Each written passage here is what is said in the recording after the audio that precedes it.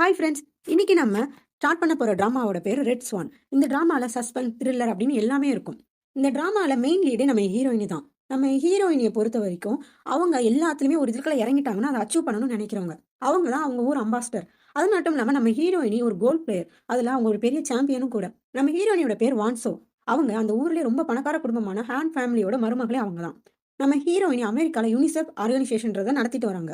அந்த ஆர்கனைசேஷன் என்ன அப்படின்னா, ஐஎஸ்எஃப், ஐஎஸ்என் அப்படின்ற ஒரு டெரரிஸ்ட் அங்க 2 நாட்டுல நடக்கிற போர்ல இந்த அனாதையான பெண் குழந்தைங்களெல்லாம் ஒரு செக்ஷுவல் ஹராஸ்மென்ட் மாரி பண்ணி, அதுல இருந்து ஈடுபடுத்துறவங்க. நம்ம ஹீரோயினி அதுல உள்ள கேர்ள்ஸ் எல்லாம் மீட்டெடுத்து ஒரு பாதுகாக்கணும் அப்படின்ற ஒரு ஆர்கனைசேஷன நடத்திட்டு வராங்க. அதுக்காண்டி இப்போ அமெரிக்கால நடக்கிற ஒரு மீட்டிங்க்கு அவங்க போகுறாங்க.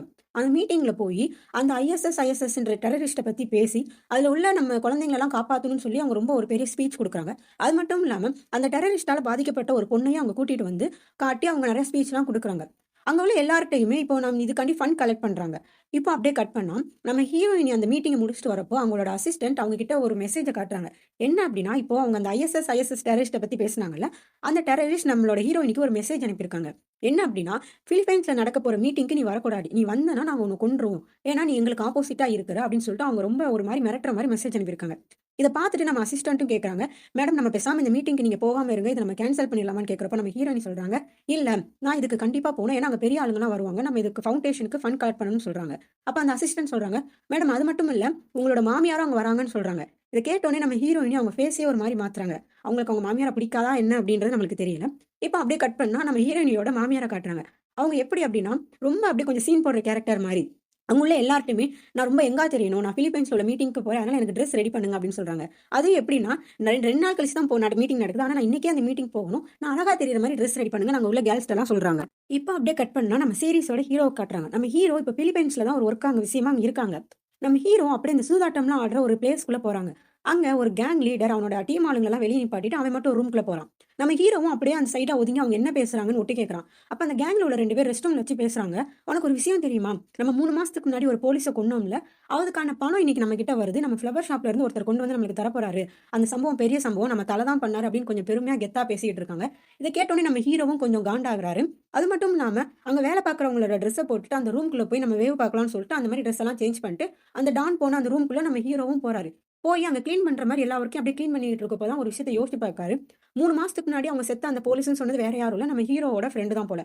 நம்ம ஹீரோவும் நம்ம ஃப்ரெண்ட் எதுக்காண்டி செத்தான் அப்படின்றத தெரிஞ்சுக்கிறதுக்காண்டி தான் 3 மாசமா பிலிப்பைன்ஸ்லயே சுத்திக்கிட்டு இருக்காங்க. இப்போ அந்த ஃப்ளவர் ஷாப்ல இருந்து பணம் வரும்னு சொல்லியிருக்காங்க. அந்த பணத்த யார் கொண்டு வருவா? யார் வந்து இங்க தருவா? அப்படின்னு சொல்லிட்டு நம்ம ஹீரோவும் அப்படியே வெயிட் பண்ணிக்கிட்டு இருக்காங்க. அப்போ கரெக்ட்டா ஒருத்தர் அந்த ரூம்க்குள்ள வந்து நம்ம டான பார்த்து பேசிக்கிட்டு இருக்காங்க.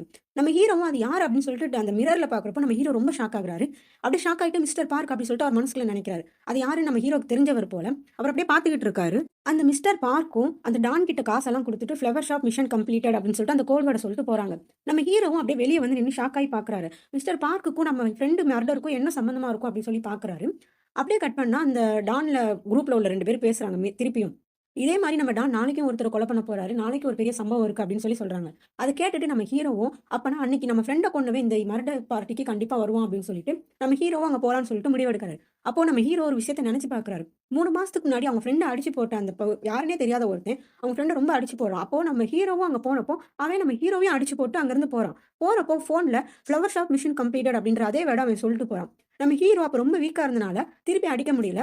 ஆனா, அந்த அடிக்க வந்தவனோட ட்ரெஸ்ஸு, ஹேர் ஸ்டைல் அப்படின்னு எல்லாத்தையுமே நோட் பண்ணி வச்சிருக்காரு. இப்போ இதே ஸ்பாட்டுக்கு அவனும் வந்திருப்பான்னு சொல்லிட்டு நம்ம ஹீரோவும் போய் வெயிட் பண்றாங்க.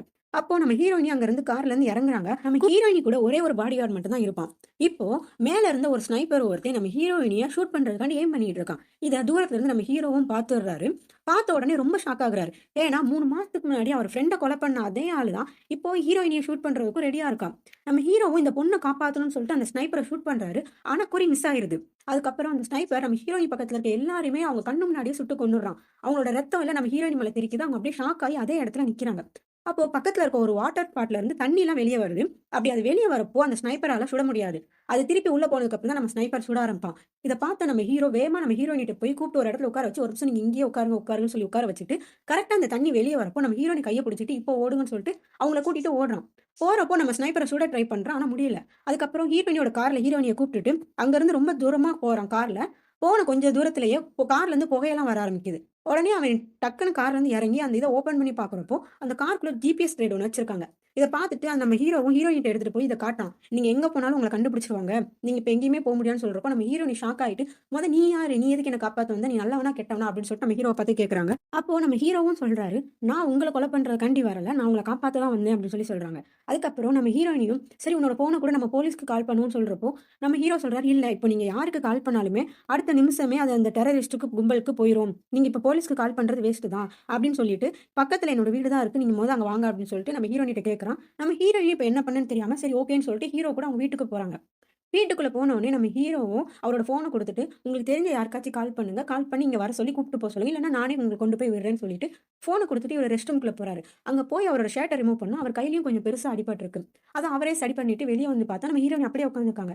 "என்ன கால் பண்ணிட்டீங்களான்னு?" கேட்கிறப்போ, "இல்ல எனக்கு யாரோட நம்பருமே தெரியாது" அப்படின்னு நம்ம ஹீரோயினி சொல்றாங்க. நம்ம ஹீரோவும், "சரி ஓகே நானே வேணா உங்கள கொண்டு போய் அந்த யுனிசெஃப் ஆர்கனைசேஷன்ல போய் விடுறேன்" அப்படின்னு சொல்லிட்டு, அவர் கையில அடிபட்டிருந்த அந்த கெட்டிக்கிட்டு இருக்காரு.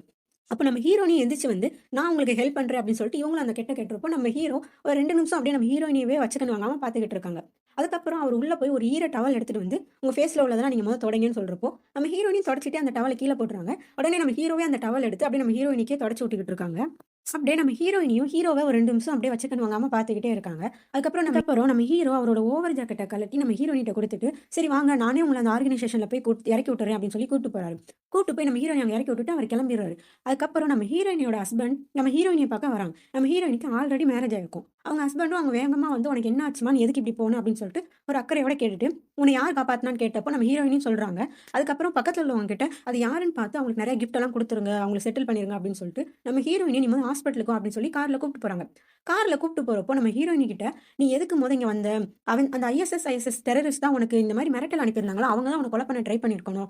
பேசாம நம்ம கொரியாக்கே போயிரலாம்" அப்படின்னு சொல்லிட்டு கேட்கிறப்போ, நம்ம ஹீரோயினியும், "அதெல்லாம் வேண்டாம் நம்ம ஹாஸ்பிட்டலுக்கே போலாம்ன்னு" சொல்லிட்டு நம்ம ஹீரோ குடுத்த அந்த ஓவர் ஜாக்கெட்டையே வச்சிருக்காங்க. இத பார்த்த அவரோட ஹஸ்பண்டுக்கும் ஒரு மாரி கொஞ்சம் டென்ஷன் ஆகுது. "எதுக்கு இவ இதையே வச்சிருக்கா?" அப்படின்னு சொல்லிட்டு திருப்பி இவ இதே பேசிக்கிட்டு இருக்காரு. "நம்ம கொரியாக்கு போயிரலாம்" அப்படின்னு பேசுறப்போ, நம்ம ஹீரோயினியும், "மொத இந்த டாபிக்க விடுங்க" அப்படின்னு சொல்றாங்க. இப்ப அப்படியே கட் பண்ணா நம்ம ஹீரோவ காட்டுறாங்க. நம்ம ஹீரோவும் அங்க என்னலாம் நடந்துச்சு அப்படின்றத ஒரு ஸ்டேட்மெண்ட் மாரி எழுதி சைன் போட்டு அந்த ஆஃபீஸ்ல குடுத்துட்டு போறாங்க. அப்போ அந்த மிஸ்டர் பார்க் அப்படின்றவரு நேரா வந்து அந்த ஆஃபீசர் கிட்ட, "எங்க மேடம காப்பாத்துனது யாருன்னு நான் தெரிஞ்சுக்கணும். அதனால அவர் குடுத்த ஸ்டேட்மெண்ட்ட குடுங்க. நான் பார்த்து தரேன்னு" சொல்லி வாங்கி அந்த ஸ்டேட்மெண்ட் ஃபுல்லா படிக்கிறப்போ, கீழ நம்ம ஹீரோ போட்டிருக்க சிக்னேச்சர பார்த்துடுறாங்க. சரி ஓகே இவன் தான அப்ப நம்ம ஹீரோயினிய காப்பாத்தணும் அப்படின்னு சொல்லிட்டு இவர் ஏதோ ஒரு மாதிரி யோசிக்கிறாரு. அப்படியே கட் பண்ணா நம்ம ஹீரோயினி பாத்ரூம்ல அவங்கள ட்ரெஸ்ஸிங்லாம் பண்ணிக்கிட்டு இருக்கிறப்போ, அவங்க ஃபேஸ கிளீன் பண்றப்போ, அந்த ஹீரோ கிளீன் பண்ணது தான் அவங்க மைண்டுக்குள்ள வந்துகிட்டே இருக்கு. அப்போ கரெக்ட்டா அவங்க ஹஸ்பண்ட் டோர ஓப்பன் பண்ணி ஃபோன குடுக்குறாங்க. இந்த மாரி உங்க அம்மா கால் பண்றாங்க. என்னோட அம்மா அப்படின்னு. நம்ம ஹீரோயினி அந்த கால்ல வாங்கி, "சொல்லுங்கம்மா" அப்படின்னு சொல்லி பேசிட்டு, "சரி ஓகே நான் உங்கள பார்க்க வரேன்னு" சொல்லிட்டு ஃபோன வச்சுடுறாங்க. அப்படியே நேரா நம்ம ஹீரோயினி அவங்க மாமியார பார்க்க போறாங்க. அவங்க மாமியார் நல்லா பக்காவா ரெடியாயி உட்காந்து, ஒரு பேக் நெறைய அமௌண்ட் குடுத்து, "இந்த அமௌண்ட்ட நாளைக்கு நடக்க போற மீட்டிங்ல சைனா அம்பாசிடர் அங்க வருவாரு. அவர்கிட்ட இந்த அமௌண்ட்ட நீ குடுத்து நம்ம பிசினஸ் டீல் வச்சுக்கலாம்னு" சொல்லி பேச சொல்றாங்க. அதுக்கு நம்ம ஹீரோயினி சொல்றாங்க, "இல்ல நான் இந்த ஆர்கனைசேஷன நடத்துறதே வேற ஒரு பர்ப்பஸ்க்காண்டி. என்னால இந்த மாரிலாம் பண்ண முடியும்னு" சொல்றப்போ, "என்ன நீ பண்ணலனா என்ன? உன்னோட ஹஸ்பண்ட சொல்லி பண்ண சொல்லு." அதாவது அவங்க பையன விட்டு பண்ண சொல்லி சொல்றாங்க. அதுக்கு நம்ம ஹீரோயினியும், "அத ஏன் நான் சொல்லணும்? அது உங்களோட பையன் தானே. நீங்களே சொல்லுங்கன்னு" சொல்றப்போ, "ஏன் உன்னோட கை கரப்படக்கூடாதுன்னு நீ நினைக்கிறியா? நீ எதுவுமே தப்பு பண்ணதில்ல நீ நினைக்கிறியா? உன்னோட அண்ணா என்ன பண்ணாங்க ஞாபகம் இருக்கா?" அப்படின்னு சொல்லி அவங்க மாமியார் கேட்கறாங்க. "நீ இந்த வேலைய பார்க்கலனாலும் உன் அண்ணாவ நான் வர வச்சு, உன் அண்ணா மூலியமா இந்த வேலைய நான் பார்ப்பேன்" அப்படின்னு சொல்லி அவங்க மாமியார் சொல்றப்போ, நம்ம ஹீரோயினி சொல்றாங்க, "அதுக்கும் எனக்கும் எந்த சம்மந்தமும் இல்ல. அது எங்க அண்ணன் பண்ற வேல. அதுக்கும் நான் பொறுப்பாக மாட்டேன்" அப்படின்னு சொல்றாங்க. இத கேட்டோனே நம்ம ஹீரோயினியோட மாமியாருக்கு ரொம்ப கோவம் வந்துருது. "நீ என்னைய எதிர்த்து பேசுறியா? நான் யாருன்னு உனக்கு தெரியும்ல. நான் உன்னோட மாமியார்" அப்படின்னு சொல்லி கத்துறப்போ, "நான் இந்த மாரி தப்பெல்லாம் பண்ண மாட்டேன். எனக்குன்னு ஒரு இது இருக்கு. நான் அத மட்டும் தான் பண்ணுவேன்னு" சொல்லிட்டு அங்கருந்து அவங்களோட இத பார்த்துட்டு போறாங்க. அவங்க போனதுக்கப்புறம் நம்ம மாமியார் அவங்களோட அசிஸ்டன்ட் கிட்ட, "இவ எப்படி இப்படி திமிரா பேசுறான்னு பார்த்தியா? இவள என்னனாலும் பண்ணி இவள நான் கொன்னே ஆகணும்" அப்படின்னு சொல்லிட்டு ஒரு மாரி கொலவெறியோட கத்துறாங்க. இத பார்த்துட்டு அந்த அசிஸ்டன்ட்டும் கொஞ்சம் ஷாக் ஆகுறாங்க. இப்போ அப்படியே கட் பண்ணா நம்ம ஹீரோவ காட்டுறாங்க. நம்ம ஹீரோ அவர் வயித்துல ஏதோ ஒரு தழும்பு மாரி இருக்கு. அத தொட்டு பார்த்துட்டே நெனச்சு பார்க்குறாரு. என்ன அப்படின்னா, 3 மாசத்துக்கு முன்னாடி இறந்து போன அவரோட ஃப்ரெண்ட் இவரோட ரொம்ப க்ளோஸ் ஃப்ரெண்ட். எந்த அளவுக்கு க்ளோஸ்னா, நம்ம ஹீரோவுக்கு ஒரு கிட்னி ஃபெயிலியர் ஆயிருக்கும். அப்ப அந்த ஃப்ரெண்ட் அவரோட கிட்னிய டிரான்ஸ்ஃபர் பண்ணி தான் நம்ம ஹீரோவ காப்பாத்திருப்பாங்க. இதெல்லாம் நெனச்சு பார்க்குறாங்க. அது மட்டும் இல்லாம நம்ம அந்த ஃப்ரெண்டும் நம்ம ஹீரோவும் ஒரு போலீஸ் அகாடமில இருந்து ஒண்ணா தான் ட்ரெய்னிங் எடுத்தவங்க. அந்த அளவுக்கு க்ளோஸா இருப்பாங்க. நம்ம எப்பவுமே கடைசி வரைக்கும் ஒண்ணா இருக்கணும்னு சொல்லிட்டு பேசி கொஞ்சம் க்ளோஸா இருக்கிறவங்க. அந்த மாரிலாம் இருக்கிறாங்க. அப்படியே இன்னொரு விஷயத்தையும் அவர் யோசிச்சு பார்க்குறாரு. அவர் மைண்டுக்குள்ள எப்பவுமே இந்த ஃப்ளவர் ஷாப் மிஷன் கம்ப்ளீட்டட் அப்படின்ற ஒரு வார்த்தை தான் ஓடிக்கிட்டே இருக்கு. அதையும் அவர் யோசிச்சு பார்த்துக்கிட்டே இருக்காரு. அப்படியே மிஸ்டர் பார்க் அப்படின்றவரு அந்த ஸ்டேட்மெண்ட்ட படிச்சதுக்கப்புறம் நம்ம ஹீரோக்கு கால் பண்ணி கூப்ட்டுருப்பாரு. கூப்ட்டு என்ன சொல்லியிருப்பாரு அப்டின்னா, "நீ இந்த மாரி 3 மாசத்துக்கு முன்னாடியே நம்மளோட ட்ரெய்னிங்ல இருந்து நீ விலகி போயிட்ட. இப்போ நீ என்னோட செக்யூரிட்டில வந்து நீ ஜாயின் பண்ணிக்கிறியா?" அப்படின்னு சொல்லி கேட்குறாரு. அவரு நம்ம ஹீரோ கிட்ட, "நீ இந்த ஜாப்ல வந்து ஜாயின் பண்ணிக்கிறியான்னு?" கேட்டுட்டு அப்புறம் இன்னொன்னு சொல்றாரு. இந்த flower shop mission, flower shop completed அப்படின்றதெல்லாம் ஒரு கோட் வேர்ட். இந்த கோட் வேர்ட் யாரோடதுன்னா, அந்த ஹான் ஃபேமிலி அதாவது நம்ம ஹீரோயினியோட மாமியார் ஃபேமிலியோட சேர்ந்தது தான். அவங்க தான் இந்த கோட் வேர்டை வச்சு ரன் பண்றாங்க. அந்த கோட் வேர்ட்ல அந்த அமௌண்ட் வருதுன்னு சொல்றது எல்லாமே அவங்க குடுக்குற அமௌண்ட் தான். இத கேட்டுட்டு நம்ம ஹீரோவும் நான் யோசிச்சு சொல்றேன் அப்படின்னு சொல்லிட்டு வந்திருப்பாரு. இப்போ இதெல்லாம் யோசிச்சு பார்த்துட்டு அந்த மிஸ்டர் பார்க்குக்கு கால் பண்ணி நான் அந்த ஜாப்ல ஜாயின் பண்ணிக்கிறேன் அப்படின்னு சொல்றாங்க. இப்போ அப்படியே கட் பண்ணா நம்ம ஹீரோயினிய காட்டுறாங்க. நம்ம ஹீரோயினி அவங்க ஹஸ்பண்ட் ரூம்ல இருக்கிறப்போ அவங்க அசிஸ்டன்ட் வராங்க. வந்த உடனே நம்ம ஹீரோயின் சொல்றாங்க, "நீ நாளைக்கு பிரஸ் கான்ஃபரன்ஸ்க்கு ரெடி பண்ணு" அப்படின்னு சொல்றப்போ, நம்ம ஹீரோயினியோட ஹஸ்பண்டும் வேகமா வந்து பிரஸ் கான்ஃபரன்ஸ் எதுக்கு? நீ அவங்கட்ட என்ன சொல்ல போறேன்னு கேட்கறாங்க. நான் இந்த மாதிரி ஐஎஸ்எஸ் டெரரிஸ்ட் பத்தியும் சொல்லுவேன். அவங்க எனக்கு அனுப்புன அந்த மெயில பத்தியும், நேத்து நடந்த எல்லாத்தையும் நான் மக்களுக்கு கிளியரா சொல்லப் போறேன் அப்படின்னு சொல்றாங்க. இத கேட்ட உடனே நம்ம ஹீரோயினோட ஹஸ்பண்டும், "உனக்கு என்ன பைத்தியமா? ஒரு டெரரிஸ்ட். நீ அவங்கள பத்தி இப்படிலாம் சொல்லக்கூடாதுன்னு" சொல்றாங்க. நம்ம ஹீரோயினி அந்த பிரஸ் கான்ஃபரன்ஸ்ல போய் எல்லாத்தையுமே சொல்ல ஆரம்பிக்கிறாங்க. இந்த மாதிரி அங்க டெரரிஸ்ட் வந்து அட்டாக் பண்ண வந்தது. அவங்க அவங்களுக்கு மெயில் அனுப்பி மிரட்டினதுன்னு எல்லாத்தையுமே சொல்றாங்க. அப்ப அங்க உள்ள எல்லாருமே நெறைய கொஸ்டினும் கேட்கறாங்க. நம்ம ஹீரோயினி அதுக்கு ஆன்சர் பண்றாங்க. இத அப்படியே டிவி மூலியமா நம்ம ஹீரோயினியோட ஹஸ்பண்டும், மாமியாரும் பார்த்துட்டு ரொம்ப டென்ஷன் ஆகுறாங்க. எதுக்கு இவ இந்த மாதிரிலாம் பண்றா? எதுக்கு இவ இந்த உண்மையெல்லாம் சொல்றா? அப்படின்னு சொல்லிட்டு ரொம்ப டென்ஷன் ஆகுறாங்க. நம்ம ஹீரோயினியோட மாமியாரும், "இவ எதுக்கு இப்படி பண்றானா? இவள கொன்னே ஆகணும்னு" சொல்லிட்டு ஒரு மாரி வெறியோட கத்திக்கிட்டு இருக்காங்க. அப்போ அந்த பிரஸ் கான்ஃபரன்ஸ்லாம் முடிச்சுட்டு நம்ம ஹீரோயினி அப்படியே மாஸா நெக்ஸ்ட் எபிசோட் முடியுது. நம்ம நெக்ஸ்ட் எபிசோட்ல பார்க்கலாம்.